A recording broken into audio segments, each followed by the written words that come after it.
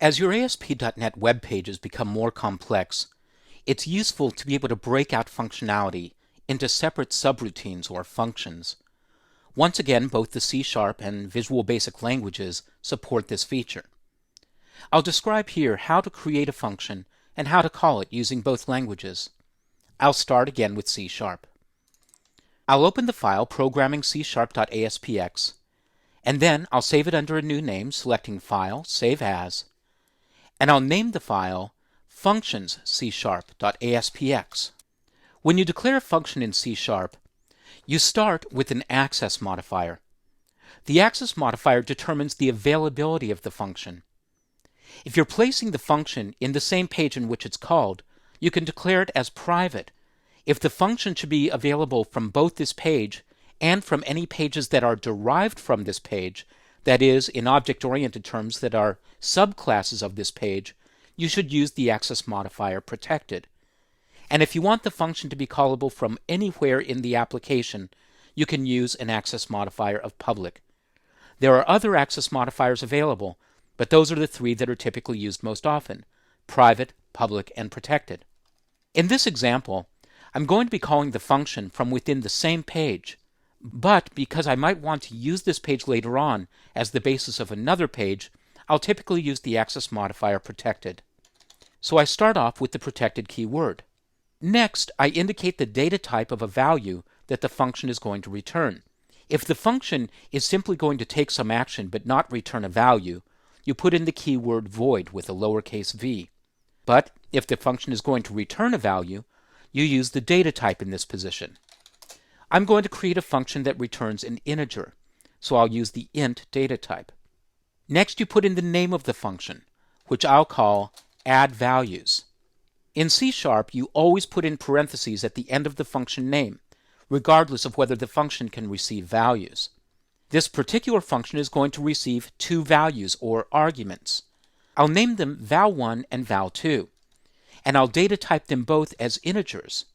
So I'll use the C# syntax, int, then the name of the variable, val1, then a comma and the second argument, int again, and val2.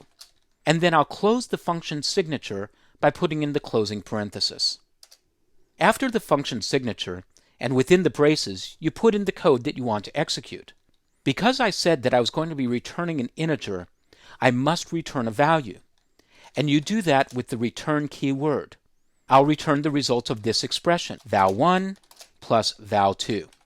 Notice that you don't need parentheses around that expression. You can put them in if you prefer. Also notice that the plus operator in C# is used both for mathematical addition and for concatenation of strings, which I've already done in other videos.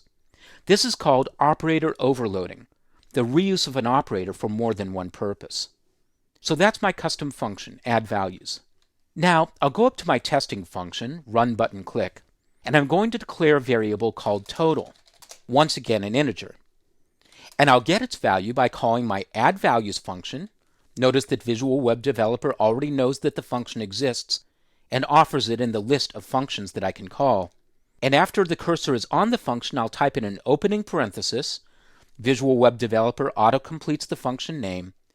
And I'll pass in two integer values, 5 and 3, separated by commas. Next, I'll use my output function and display the result. I'll start with a literal string, the total is, and then the plus operator to concatenate the result, and I'll output the value of the variable. I'll save my changes and run the code. I'll click the Run Code button, and I'll see the result, the total is 8. So in C#, when you declare the function, you put in the access modifier, the data type, and the function name. Then you declare the arguments or the parameters that you can pass into the function in a comma-delimited list, and each of the parameters gets a data type as well. If your function is declared as returning a value, you must return a value, otherwise the compiler will complain. Now let's do the same thing in Visual Basic. I'll open the file programming.vb, and I'll save it under a new name, and I'll name the new file functions.vb.aspx. In Visual Basic, you declare functions differently depending on whether they're returning a value or not. For functions that are not going to return a value, you declare them using the keyword sub for subroutine. These are the kinds of functions that I'm already using. The output, run button click, and clear button click functions don't return values, they just take certain actions, and so we use the sub keyword.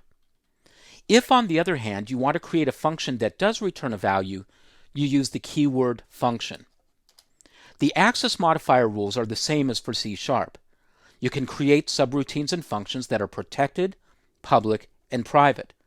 Typically, if you're going to use the function within the current page, you use protected. So I'll start off with the access modifier, protected, and then I'll put in the keyword function. Next, you put in the name of the function. I'll name it addValues again. And, just as in C#, you declare a list of the values, the arguments that you want to accept, in a comma-delimited list. For each argument, you can receive it by reference or by value. There are certain more complex rules that apply to certain data types. In this case, I'm going to be receiving variables by value, which means that if I change the value within the function, it won't affect the value that was passed in. I'll name the argument val1, and I'll declare its data type as integer. So that's the first variable. Now, because the amount of code is going to be fairly wide, I'd like to add code on the next line. In Visual Basic, you can't just go down to the next line like you can in C#. You have to explicitly tell the compiler, I'm continuing on the next line. You do that with the underscore character. I'll declare the second argument, once again saying that I'm receiving the argument by value. I'll pass in the name of the argument, and once again set up the data type. At the end of the function declaration, you then declare the data type of the value that's going to be returned. I'll use the keyword as, and then integer. So in C#, you declare the data type of the function before the function name. In Visual Basic, you declare it after the function name. When I press enter, Visual Web Developer automatically puts in the ending code for the function, which is the words end function. Now, just as in C#, I'm going to return a value, so I'll put in the return keyword, which is done with uppercase R, and then I'll return the value val1 plus val2. So there's my completed function. I'll go to the run button click function and I'll use it.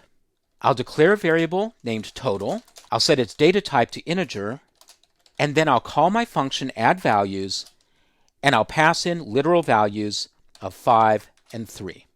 Then I'll output the results using my output function, and once again I'll combine a literal string, the total is, and then I'll concatenate the total variable using the ampersand. I'll save the changes, and I'll run the page. I'll click the Run Code button, and once again I see the result, the total is 8. So let's review again some differences between C# and Visual Basic. In C#, when you declare a function, it's always a function. The syntax is pretty much the same regardless of whether you're returning a value. If you're not returning a value, you use the void keyword before the function name, and if you are returning a value, you put in the specific data type. In Visual Basic, if you're not returning a value, it's called a sub or a subroutine. And if you are returning a value, it's called a function, and you declare the function's return data type after the function and after the arguments using the as keyword. Regardless of which language you're using, you use the return keyword to return a value, and as always, in C#, you include the semicolon at the end of the line to terminate the statement, and in Visual Basic you don't. Finally, to point out one other very critical bit of difference between Visual Basic and C#, in C#, white space, such as line feeds and tabs, are pretty much ignored. In Visual Basic, the end of line is taken as the end of the statement, unless you explicitly indicate that you're continuing on to the next line using the underscore character, known here as the continuation character.